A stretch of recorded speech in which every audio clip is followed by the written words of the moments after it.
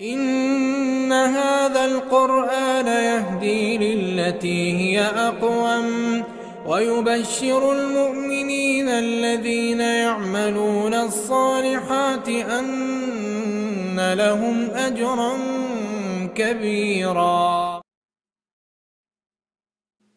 بسم الله الرحمن الرحيم.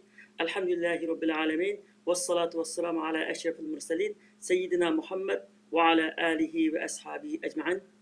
Qadirli ko'rman do'stlar, bugungi darsimizda fitrat haqida to'xtalamiz. A'udhu billahi minashshaytonirrojim. Fa'aqim wajhaka lillahi hanifa fitratallohi allati fataran-nas 'alayha la tabdila li khalqillah zalika dinul qayyim walakinna aksaran-nas la ya'lamun.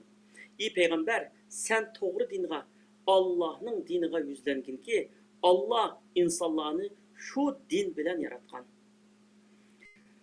Allah'ın yaratqınını özgertişki bolmaydı.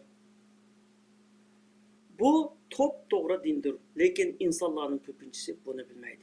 Yani iyi insanlar bütün insaniyetinin tuğulma akidesi bolgan İslam dinine yüzlenirler. Onu için tutunlar. Tuğuluştaki tabii halatinlarını saklap kılınlar. Onundan burulup ketmenler. Şeytanğa ergişip pak tabiitinlarını bulgumanlar. Haq din üstüde məhkəm bulunlar. Çünkü o doğru dindir. Ama insanların mutlak köpsallığı bu hakikatlerini bilmey yaşaydı. Yani fitret degen söz insanın yaratılıştaki tabii haleti deganlik bulup her qandaq buaq tug'ilganda iman ve İslam'ını qabul qilishga hazır bolgan halda sağlam tabiati bilan tug'iladi. Keyincha o aile, cemiyet, mektep, muhit, dostlar, qatarlıqlarının təsiri bilan özgürüp ketidi. Buzulmagan fitret Allah Taala'nın kanununa tamamen muvafiqlaşıdı. Çünkü Allah Taala'nın kanunu yaxşılıqni g'oya qildi. Fitretmi yaxşılıqni suydi. Şuna insan qanchalik ko'p gunoh qilgan, to'g'ri yo'ldan qanchalik qilishib ketgan bo'lsa-mu, u tövbe qilib o'z fitratiga qaytishi bilanla Allah Taala bilan bo'lgan munosabatini qaytadan o'ngshib bo'ldi. Qayta munosabatni qurgan bo'ldi va to'g'ri fitratga qaytgan bo'ldi. Alloh taolo insonning vijdoniga fazilatlarni, yaxshi ishlarni suyish, yomon qiliqlardan, axloqsizliklardan nafratlanish, adolatni suyish, zulmni yomon ko'rish hislatini yerlashtirib etgan. Shunga har qanday inson fazilatlarni, yaxshi ishlarni va yaxshilikni suydi. Yomon ishlarni, adolatsizliklarni, zulmni yaman ko'rdi. Hatta gunoh ma'siyatdan, yomon ishlardan qo'l uzmagan, zulm va adolatsizlik qilayotgan insonlarmi shunday. Ularmi shu adolatni yaxshi ko'rdi, yaxshilikni yaxshi ko'rdi. Ya'ni o'zi shu yomonlikni qilib turib, yaxshilikni yaxshi ko'rdi. Hatta iffatsiz kishilarmi iffatliklarni hurmatlaydi. Istili buzuq erlarmi iffatlik ayollar bilan o'ylanishni xohlaydi.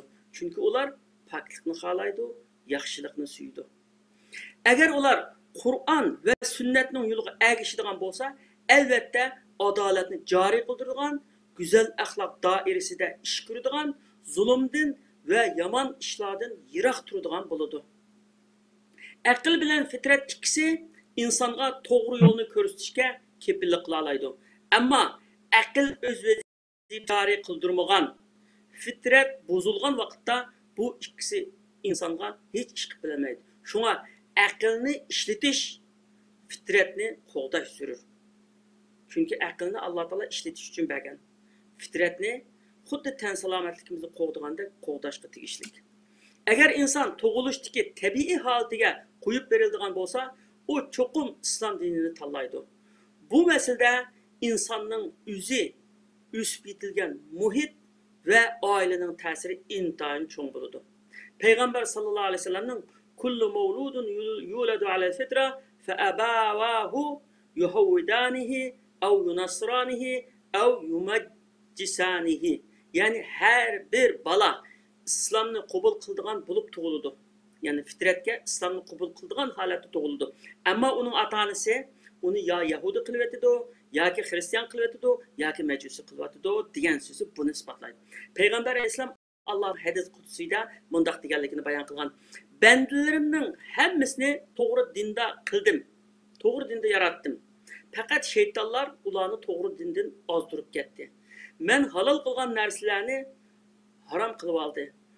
Ularni ilohligi haqida hech qanday delil tushirmagan narsalarni menga shirik keltirishga buyurdi. Ya'ni shayton shunda buyurdi. Ya'ni yo'ldan chiqiribdi deydi. İnsan yaxshi yomonni albatta bilalaydi. Qur'on Karim insonning vijdonida fazilatlarni va razilliklarni his qiladigan xislat borligini jakarlagan va mu'minlarni vijdonidagi shu xislat bo'yicha ish ko'rishga buyurgan. Va nafsi va ma sawwaha فألهمها فجورها وتقواها قد أفلح من زكاها وقد خاب من دساها. Can bilen ve can igisini mükemmel yaratkan, onunğa yaxşılık, yamanlıkını bildirgen zat bilen qasam ki, nefsini pak kılgan adam çokum muradıga yetidi. Onu günah masiyetke kömgen adam çokum ziyan tartıdı. Yani insanda yaxşı yamanını fark edelaydigan tabiiy tuygu var. Tug'ulishdagi sap holatini yo'qotmagan odam albatta yaxshilikni tanlaydi va yomonlikdan yiroq turdi. Qur'on Karim bizni vijdonimizdagi tabiiy tuyg'uga ahamiyat berishga va yaratilishimizdagi fitritimizga, ya'ni shu sap holatimizga qaytishimizga da'vat qiladi. İslam fitrat dinidir deyiladi. Bu deganning ma'nosi islom dinimizning e'tiqod masalalarida, amal ibodat sistemalarida, qonun tuzumlarida, halol harom masalalarida, shariat ahkomlarida aql bilan qat'iy zidlashmaydiganligini, aqli joyida fitrati sog'lom kishilarning uni cho'qim qabul qila oladiganligini ifodalaydi. Payg'ambar alayhisalom buni ifodalab, yaxshilik go'zal axloqdir. Gunoh, ya'ni yomonlik seni xotirjam qilmaydigan ve sen başkalarının kürüp gelişini yaktırmaydıgan iştir degan. Yani bu vicdandaki iş. Hadisteki yaxşılık bütün yaxşılık türlerini öz içine aldı. Çünkü Peygamber Aleyhisselam onu güzel ahlak deb bir sözge kıskartkan.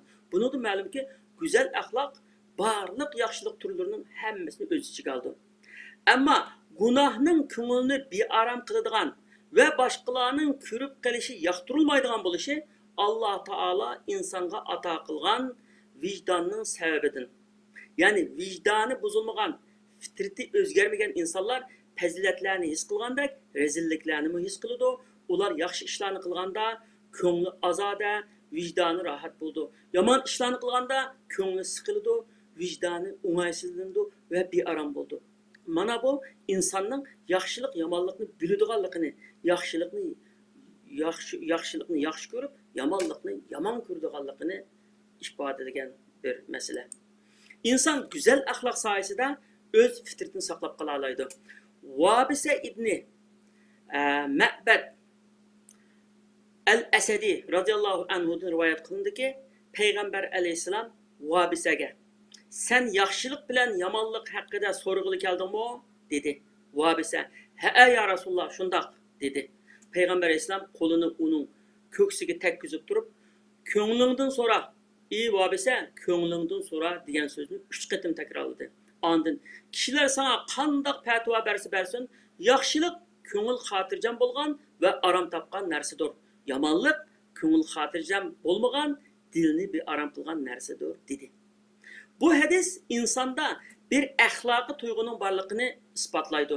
Bu axloqiy tuyg'u yoki vijdon ma'naviy illatlardan sog'lom va sap bo'lsa, u yaxshi yomonni albatta his qila oladi.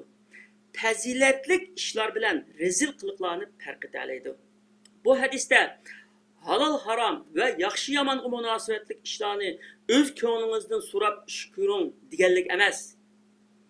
Balki birov halol haromga munosabatlik bir masalalarda bir ulamodan fatvo so'ragan bo'lsa, u ulamo uningga bu halol deb bergan bo'lsa-mu, lekin ko'ngli qanoat qilmagan bo'lsa, belki bu harom bo'lishi mumkin, shubhilik deb ko'ngli qanoat qilmagan bo'lsa, ash qanoat qilgan ishni, ya'ni fatvoga ko'ngil bilmay, ash yuragini tinglab, yuragininki shu ovoziga, ashunga qarab ish qilishni tavsiya qilgan hadis, ya'ni.